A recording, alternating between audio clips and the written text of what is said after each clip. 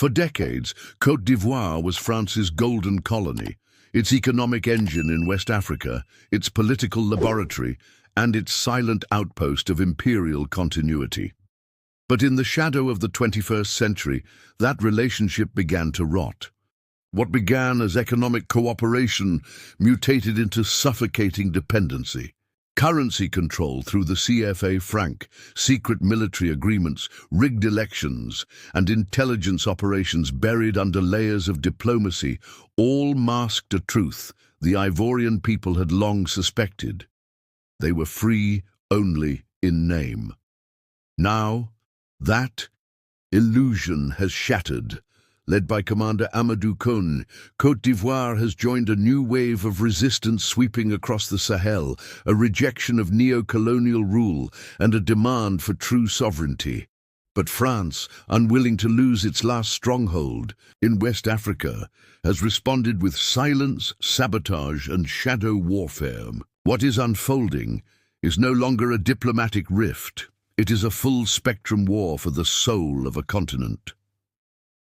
In the early hours before dawn, the roads outside Yamoussoukro lay cloaked in silence, the mist hanging low over the asphalt. Commander Amadou Koné's convoy moved cautiously through the hills, flanked by armored vehicles. Inside the central SUV, Koné reviewed intelligence updates under dim lights, unaware of the imminent danger. Suddenly, the sky erupted with a sharp whistle, a flash of light, and an explosion that hurled the lead vehicle into the air. The blast rocked the entire convoy, sending soldiers scrambling as dust and metal rained down.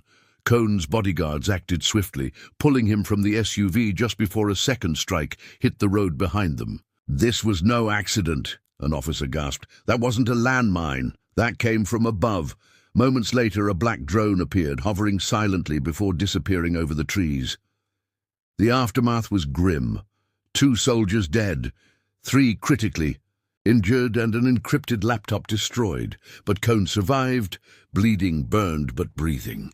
Looking up at the smoke rising from the road, he declared, "They sent a machine to kill a man, but they forgot I am not alone."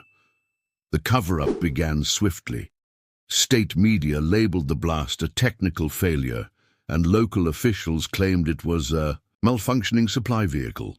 However, AES intelligence had already recovered satellite data, revealing that the drone was French-made, military-grade, and not Ivorian. Encrypted transmissions intercepted hours before the attack traced back to a French base in Ségou, known to have hosted Alassane Ouattara's private aircraft days earlier. The message was clear. Someone wanted Koné gone and was willing to start a war to make it happen. Just 10 days earlier, Ivory Coast had undergone a seismic shift. There were no tanks rolling through the capital, no gunshots echoing across neighborhoods. Just a broadcast and a resignation. Alassane Ouattara, the president who ruled for 14 years, stepped down live on state television. His voice was calm, his face pale. "I hereby resign for the peace of the Republic." With that, the old era collapsed. The man who took the helm in the hours that followed was not a politician or a general with decades of TV interviews, but a man the soldiers trusted and the people had never seen before.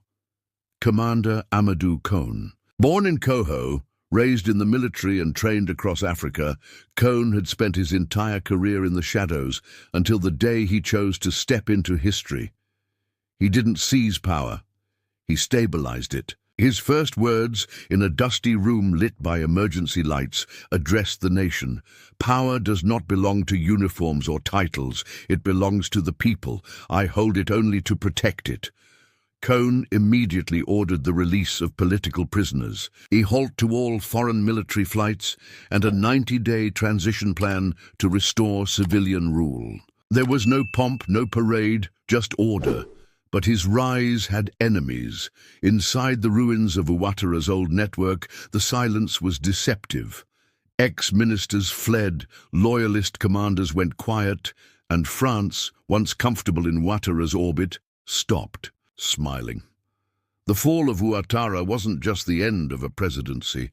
It was the end of France's most reliable ally in West Africa. In Paris, men in suits began drafting plans, not to reverse the coup, but to erase the man who made it irreversible. "If you can't take back the palace," one French advisor whispered, "take out the man who's sitting in it." 3 days before the assassination attempt, a private French military jet touched down on a secluded airstrip near Taïs-Sagal. There was no announcement, no press, no trace, but AES satellites captured the arrival. Inside the plane, Alassane Ouattara. Officially, Ouattara was in exile and retired from politics. But inside a fortified estate owned by a French defense contractor, he met with 2 figures.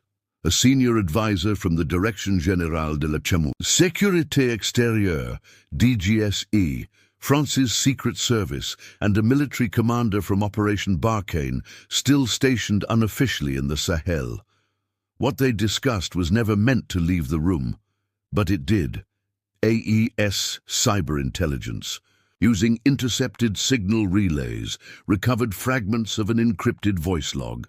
The file was shaky, corrupted, but one line was crystal clear. A French voice asked, "Do we engage full destabilization or just apply pressure?" Ouattara's voice responded, "Cut off the head. The body will panic." That phrase changed everything. It was not a metaphor.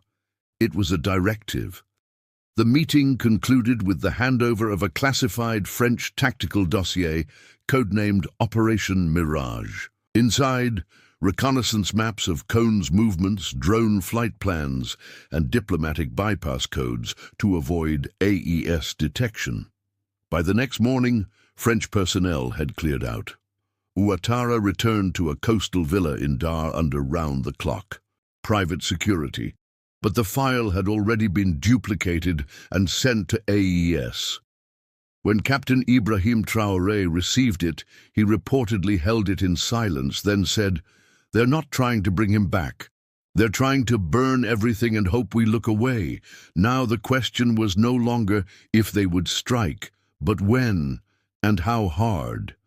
If we can't control him, we remove him. That was the founding line of Operation Mirage, a covert French military plan activated in silence, with no public documentation, no official oversight, and no paper trail. The objective: neutralize Commander Amadou Cohn with extreme discretion. The blueprint, drafted by ex-operatives from France's DGSE and refined with help from private security firms connected to old Francofrique networks, outlined 3 possible methods: targeted drone strike, operate at low altitude, strike during early transport convoys, use unmarked French-made aerial systems, internal sabotage, infiltrate Cohn's guard rotation using ECOWAS-linked advisors, plant a chemical agent, or explosive within personal quarters. Political implosion, leak false intelligence to AES accusing Cohn of collusion with France, trigger internal division and let the AES collapse from mistrust. Only one path was greenlit: direct elimination. The strike team, 2 operatives both, former Foreign Legion officers, were deployed to Sagal under diplomatic cover. They were equipped with Banshee-class micro-drones capable of striking a moving vehicle without leaving any trace of origin. A third operative, embedded with a private logistics firm contracted to Ivory Coast's interim government, provided route maps and real-time convoy updates. The timeline: n.wikipedia.org+1n, wikipedia.org+n. 1 Day 1. Infiltration complete. Day 2. Confirmation of Cohn's schedule and movement. Day 3. Launch window opens at 5:40 a.m., just outside Yamoussoukro. Backup plan. A second drone on standby. Strike again if the first fails.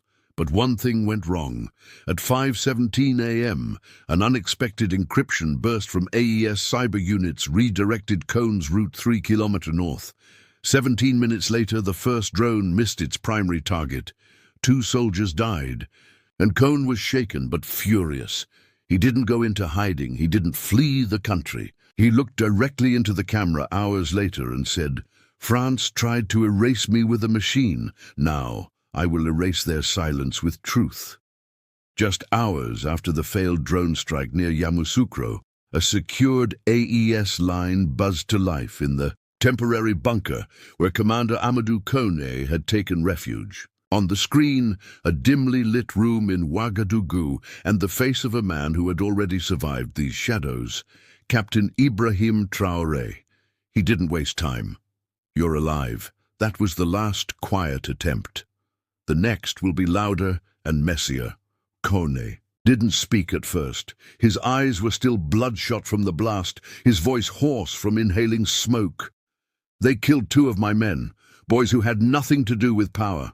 They just believed in it." Traoré nodded, slow and grim. "That's how they work.